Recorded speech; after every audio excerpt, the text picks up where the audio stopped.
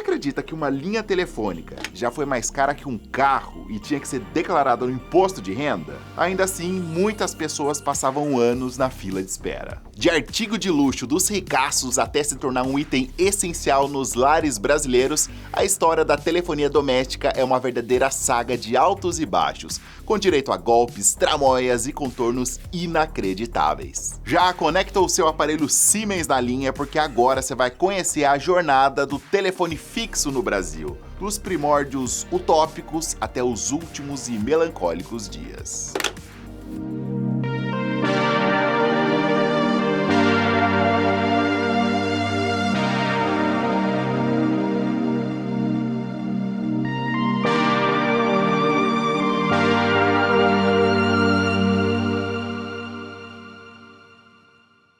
Nossa história começa em 1876, na Filadélfia. Durante a exposição internacional no país, o imperador Dom Pedro II, fascinado por ciência, testou um invento de Alexander Graham Bell e ficou boquiaberto. Muita gente não sabe, mas esse entusiasmo imperial fez do Brasil o segundo país do mundo a adotar o telefone, só um ano depois dos Estados Unidos. A invenção, porém, já era controversa. O italiano Antonio Meucci já tinha criado um teletrófono em 1856, mas perdeu a patente. Só décadas depois que os Estados Unidos reconheceram a sua contribuição. Em 1877 surgia a primeira linha telefônica brasileira, ligando a Quinta da Boa Vista às casas dos ministros do imperador. O aparelho foi um presente do próprio Graham Bell e o serviço era ponto a ponto, onde cada pessoa precisava de um aparelho dedicado.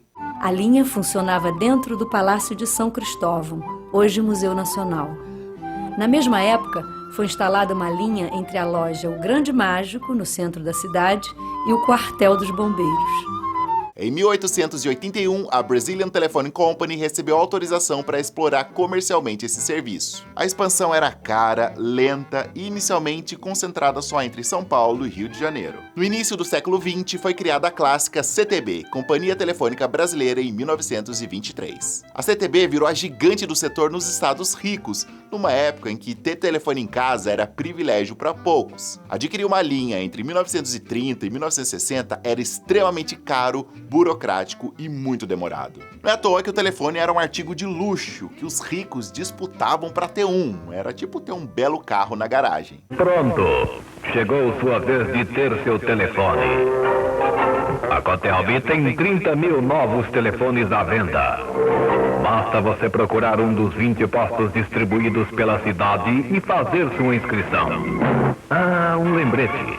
Não se esqueça que as inscrições serão encerradas dia 10 de dezembro. Venha logo! Nessa época, a infraestrutura era um tanto precária. Os fios de cobre eram aéreos e ficavam descobertos, e em contato com fios elétricos causavam várias interferências e a interrupção era normal. Foi só anos mais tarde que os fios passaram a ser instalados em dutos por baixo da terra. As tarifas eram controladas pelo governo, a rede dependia de materiais importados e a Segunda Guerra travou o desenvolvimento da coisa. Resultado, filas de espera por uma linha que duravam anos. A posse de uma linha era tão valiosa que precisava ser declarada no imposto de renda. Para a maioria do povo que queria usar telefone, o jeito era recorrer a um posto público e os clássicos orelhões, naquele esquema de fichas e tempo limitado. Foi só na década de 60 que a telefonia passou a ser mais priorizada como um setor estratégico. Serviço telefônico que coloca Brasília em contato com o mundo e se articula com toda a rede de comunicações do país, tem agora a Central Telefônica Sul, cujas instalações estão sendo inauguradas pelo presidente Kubitschek. Em 1965, nasceu a Embratel, grande responsável pelas ligações a longa distância. Em 72, surgiu o sistema Telebrás, tipo uma hold com 27 estatais conhecidas como Teles, né? Tinha a Telerge, Telesp, Telemig e a própria Embratel. A Telesp venceu a última fronteira. Rifaina era a única cidade do estado de São Paulo que não tinha telefone. Agora tem. É a Telesp cumprindo sua obrigação. Obrigado, moço.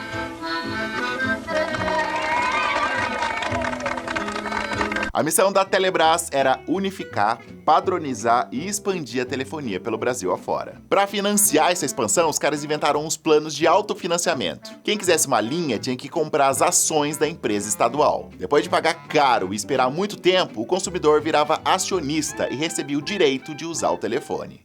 Alô? Alô, aqui é da Telesp. A senhora não entrou no nosso plano de expansão, hein? Você não tá vendo que eu ainda não entrei? Ah, que pena. Com esse sistema de ações, a linha passou a ser um bem de valor, né? Algo que era usado em negociações como garantia em financiamentos e declarada como patrimônio. Nós estamos aqui atendendo ao seu pedido de telefone. Com este que estamos entregando ao senhor, a Telesp completa 3 milhões de aparelhos instalados em São Paulo. Apesar de não ser ainda totalmente acessível, o telefone passou a ter um papel importante também na saúde e segurança, com serviços telefônicos da polícia, bombeiros e hospitais nos atendimentos de emergência. A telefonista está atenta, cumpre o seu dever com absoluta precisão. Não perde um segundo sequer em transmitir o angustioso apelo dirigido ao antigo e modelar hospital que tantos serviços presta à população carioca. Aliás, nessa época, a profissão da telefonista era essencial para o funcionamento do telefone. Toda a ligação passava por uma telefonista, geralmente mulher, treinada para conectar manualmente as ligações através de um painel. Telefonista, podia me ligar com o posto policial, por favor? É uma emergência. Para fazer interurbano, além de falar com a telefonista, tinha que saber o código de área. E detalhe, a telefonista podia ouvir a conversa de todo mundo que passava por ali.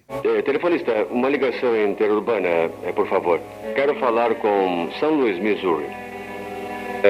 Código de área 314-555-8324. Em 73, foi inaugurado no Brasil o primeiro cabo telefônico transatlântico, facilitando e melhorando muito a qualidade das ligações internacionais. I don't speak English, minha senhora.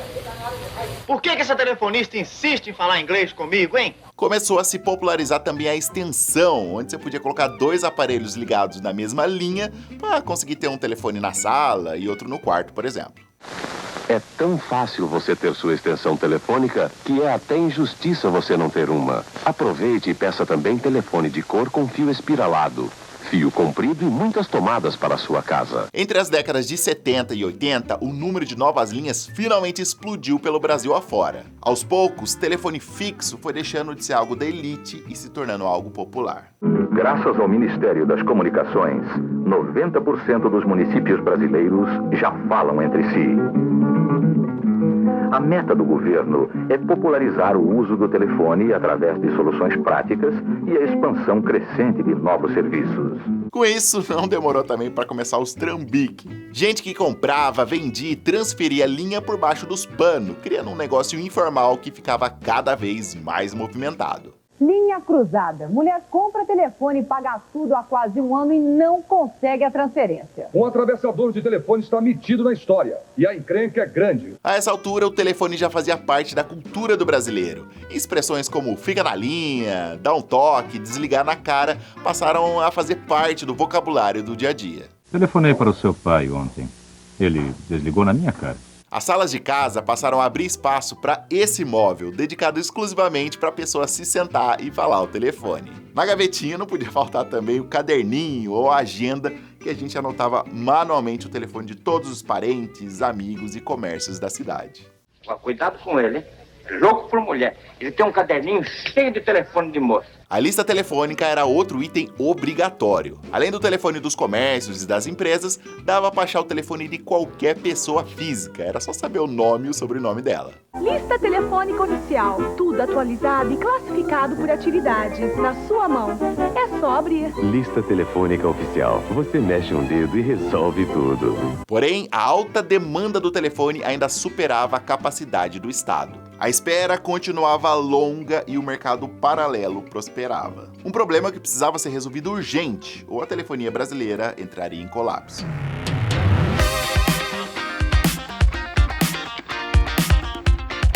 A popularização do telefone nos anos 80 trouxe prosperidade, mas também desafios que ficavam cada vez maiores. Um dos problemas mais comuns dessa época eram as linhas cruzadas. Você ligava para um parente, mas acabava escutando a conversa de outra pessoa aleatória. Era uma situação comum, folclórica e igualmente irritante.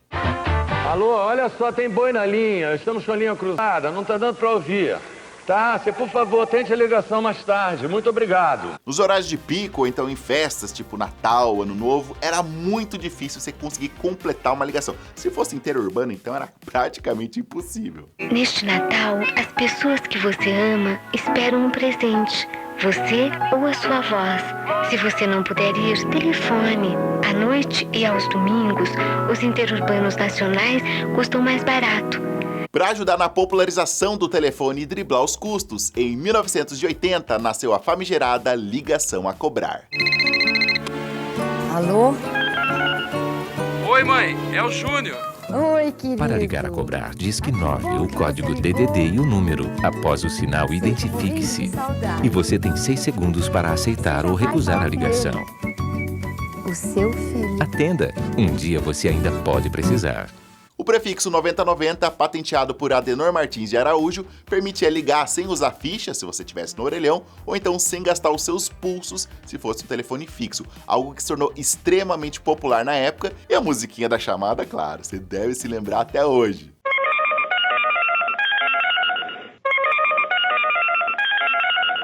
Chamada a cobrar. Para aceitá-la, continue na linha após a identificação. Bom, mas aí quando você ligava errado, ou então a pessoa tinha mudado de número, aí aparecia a mocinha da Telesp para te dar um banho de água fria. Telesp informa. Esse número de telefone não existe. Favor consultar o catálogo telefônico ou chamar o serviço de informações. Bom, e nessa época, as telefonistas ainda eram essenciais para as ligações interurbanas. Vemos agora cenas do setor tráfico. Este setor conta com 61 funcionários. É o grande responsável pelo serviço interurbano, junto às localidades não integradas ao serviço DDD. Mas depois da expansão da discagem direta à distância, o DDD e o DDI acabaram com a necessidade de ter um profissional para fazer isso. A rede interurbana será ligada a Salvador de modo a permitir que todas as cidades envolvidas no projeto se comuniquem automaticamente dentro do estado, sem assistência de operador, pelo sistema DDD, discagem direta à distância. Enquanto isso, começaram a surgir vários golpes de pessoas ou empresas que se passavam pela companhia telefônica e vendiam linhas que nem existiam. Há empresas agindo na capital e no interior vendendo telefones em nome da Telesp. O Procon já recebeu mais de 2.000 queixas de pessoas que acreditaram nelas e perderam seu dinheiro. 15 firmas fantasmas já foram denunciadas. É por isso que a Telesp está alertando o público. Ninguém, mas ninguém mesmo, está autorizado a vender telefone em nome da Telesp. Por falar em Telesp, foi nessa época que eles passaram a oferecer vários serviços diferentes. Em 87 foi lançado o Fale Fácil, um aparelho que tinha um reloginho para contar o tempo que o cliente usou. Olha o reloginho dele. Através do Fale Fácil, você vai controlando o tempo enquanto fala. Agora, quem faz a ligação não é você, não. É a dona do estabelecimento. E nessa tabela, Dona Keiko, você fica sabendo o preço da sua ligação, enquanto o reloginho vai marcando quantos minutos você já falou. Bárbaro, né? Se você quiser um preço lá no seu hotel, restaurante, farmácia, etc., diz que 104 mais os 3 primeiros algarismos do seu telefone. Alguns serviços você podia usar usando só 3 teclas do telefone. Tipo, tinha o 109, que era, você discava e o seu próprio telefone tocava. Tipo, pra você testar a campainha do telefone. Mas a galera usava mesmo pra fazer trollagem, eu mesmo fazia isso direto. Discava 109, me escondia, esperava alguém de casa ir lá atender e aí não dava linha. O 130 era um dos mais usados e informava a hora certa. Observatório Nacional, 10 horas, 59 minutos, 0 segundo. Já o 134 era um despertador que você podia programar. O 145 era o número do famigerado Disque Amizade. O Disque Amizade é uma mentira gostosa, onde todos os usuários do Disque entram para poder descarregar as suas tensões do dia, porque o Disque só funciona à noite. Além disso, as empresas passaram a oferecer serviços, tipo assinar um jornal ou ouvir o extrato da sua conta bancária pelo telefone, algo revolucionário para a época. Lá o seu dinheiro tem rentabilidade diária e você movimenta até por telefone. Sei. E se eu disser que ela tem uma coisa que nenhuma outra tem? Duvido. A segurança da Caixa Econômica Federal. É da Caixa? Verdade? Por que você não me falou isso antes? Com as linhas cada vez mais populares, as empresas perceberam que poderiam lucrar muito mais com isso. E foi bem aí que começou uma série de muitos abusos e crimes.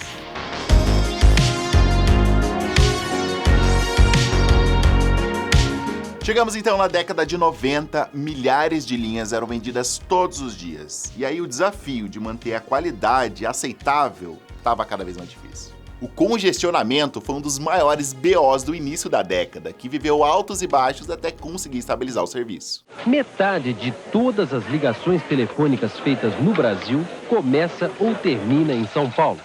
Por dia são 33 milhões de chamadas entre locais e interurbanas.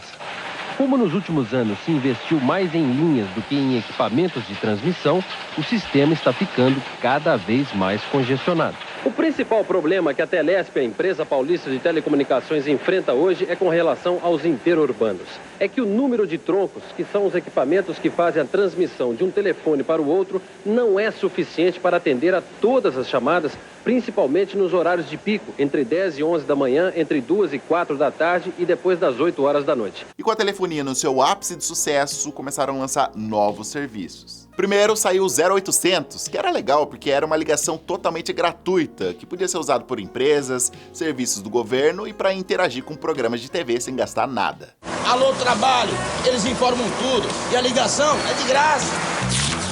Escuta, cara, você tem que se ligar no 0800 610101. Logo depois veio o bendito 0900, esse sim um serviço pago que explorava concursos, sorteio de prêmios, promoções e até serviços adultos. Fez muito dinheiro nos anos 90 até ser proibido no começo dos anos 2000. Se você precisa de alguém para compartilhar suas emoções, ligue 0900 782 437. E quem se lembra das telemensagens, as gravações, com músicas de fundo viraram febre no Brasil. E tinha de tudo, declaração de amor, piada e o clássico parabéns, que você enviava para aquele parente ou amigo especial que estava fazendo aniversário. Hoje estás completando mais um ano de vida. E neste dia, quando certamente os cumprimentos virão de várias pessoas, quero me unir a esta legião de gente amiga para te parabenizar. Seja muito feliz em sua vida, em sua jornada, deixando sempre permanecer em sua índole este caráter maravilhoso e diferente que te faz admiravelmente uma pessoa estimada. Que as luzes do alto te focalizem de uma forma especial e amiga. A vida precisa de seres como você. Feliz aniversário. É o que te desejo de coração, de quem muito te estima e te quer bem. Felicidades.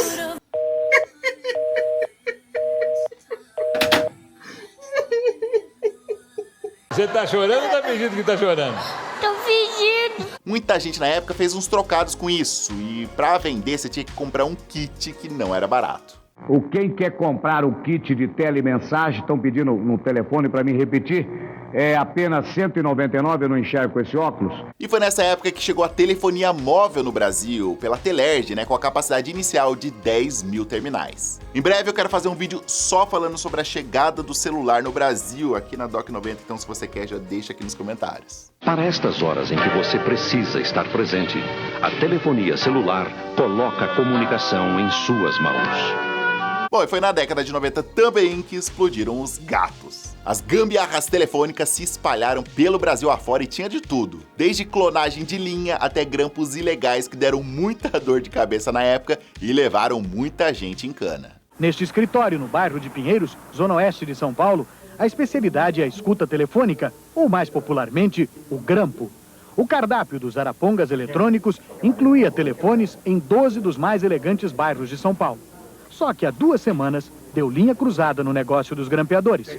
Depois de um telefonema anônimo, a polícia começou a seguir e fotografar os movimentos do detetive particular Luciano Escrivano e do técnico da Telesp, Aparecido Balbino. A segurança da Companhia Telefônica de São Paulo também desconfiou do funcionário.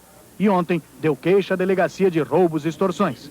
Hoje de manhã, a polícia invadiu o escritório e prendeu também Wilson Silvano, encarregado de entregar as fitas aos clientes intrometidos.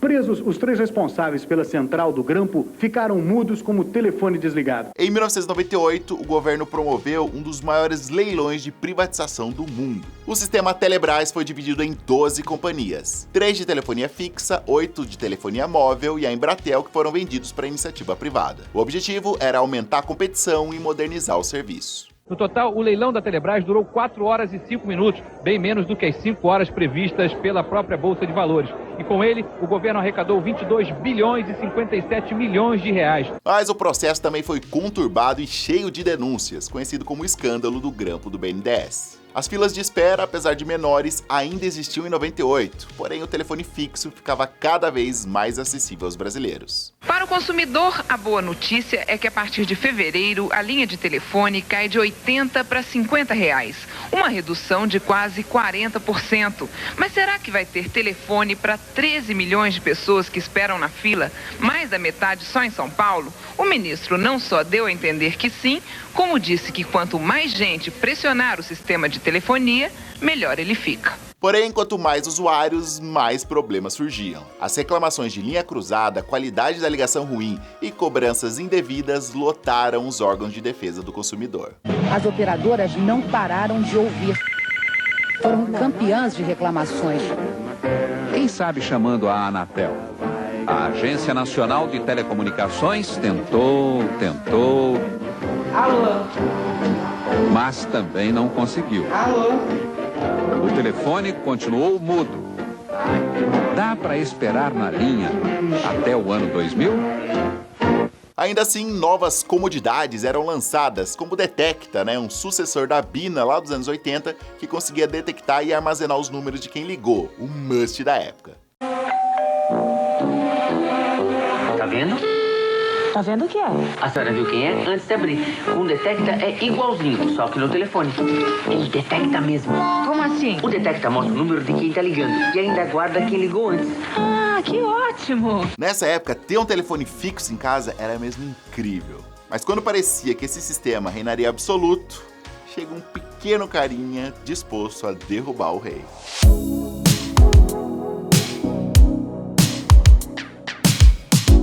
Nos anos 90, os primeiros celulares no Brasil eram enormes, extremamente caros e só tinha a opção de pós-pago, uma conta que sempre vinha muito alta. Era coisa de rico mesmo, de executivo, e não rivalizava com o telefone fixo. Porém, nos anos 2000, os planos pré-pagos e a queda dos preços de aparelho mudaram tudo. Você compra o seu celular de cartão Claro Digital e recebe todo o valor do aparelho de volta para falar mais. Aos poucos, o celular deixou de ser artigo de elite e virou fenômeno de massa. Mobilidade, conveniência e estar sempre disponível eram vantagens incríveis. Com isso, o número de linhas de telefone fixo começaram a despencar. As empresas, desesperadas, abaixaram os custos, mas muita gente manteve o telefone de casa, mas por hábito, tradição ou porque ele fazia parte do pacote de internet e TV.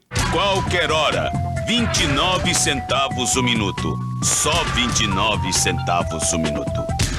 Super 15, o herói do seu bolso. Com o passar dos anos, o impacto dos celulares na telefonia fixa foi devastador. E hoje, menos de 10% das casas tem um. E pacientes antigos que têm esse número. Então, eu mantenho o telefone e eu gosto do telefone fixo. A Casa da Psicóloga está entre as 9% das residências brasileiras que ainda mantém uma linha fixa. Uma forte queda em relação à última pesquisa nacional por amostra de domicílios. Em 2016, 32% das casas tinham esse tipo de aparelho. Além da comodidade, da modernidade, os custos para falar com alguém à distância foram determinantes. Com a popularização da internet e dos smartphones, as chamadas de voz ficaram praticamente de graça, com a opção até de chamada por vídeo. Era o fim do velho telefone fixo. No ano passado, o número de celulares atingiu uma marca respeitável no Brasil. São, ao todo, 150 milhões de unidades vendidas. Aos poucos, o telefone deixou de ser essencial nas casas para ser um objeto corporativo. Tem seu lugar no escritório e em algumas empresas, enquanto outras passaram a usar exclusivamente a internet para se comunicar. É claro que algumas pessoas têm telefone fixo até hoje. A minha mãe, por exemplo, tem na casa dela. Mas essas pessoas são a exceção em meio a mais de 200 milhões de celulares hoje no Brasil. De item pioneiro e de luxo imperial, passando por patrimônio até chegar ao desuso, a jornada do telefone fixo foi gloriosa e também parte essencial na história da comunicação brasileira. Apesar da facilidade do celular, é inegável que o velho telefone de casa deixou saudades de um tempo em que ninguém se preocupava em responder uma mensagem no mesmo minuto. Uma época em que o telefone era só um dos meios para se falar. E diferente de hoje, não distanciava, mas tinha o dom de aproximar quem queria estar junto.